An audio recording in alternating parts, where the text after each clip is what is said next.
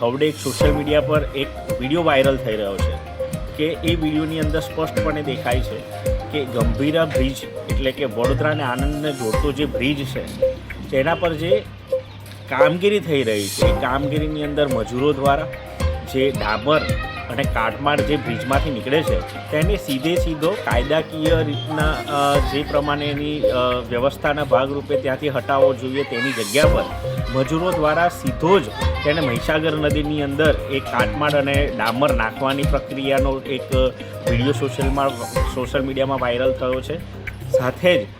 તંત્રને આપણે કહેવા માગીએ છીએ કે તમે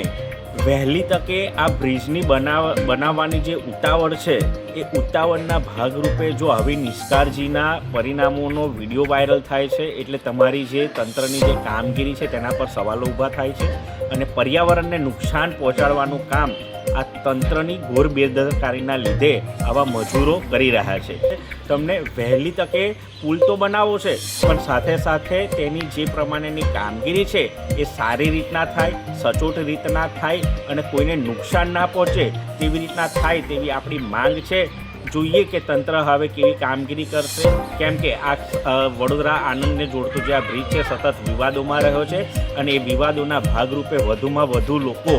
નુકસાનીના ભાગરૂપે કોઈ વન્યજીવોને જળજીવોને નુકસાન ના પહોંચાડે, કેમ કે મનુષ્યને અને મનુષ્યના જીવોની તો આ સરકારને તંત્રને કોઈ કિંમત નથી। એટલે આશા રાખીએ છીએ કે જળજીવોને નુકસાન પહોંચાડવાનું બંધ કરી તંત્ર વહેલી તકે આના પર એક્શનથી કામગીરી કરે।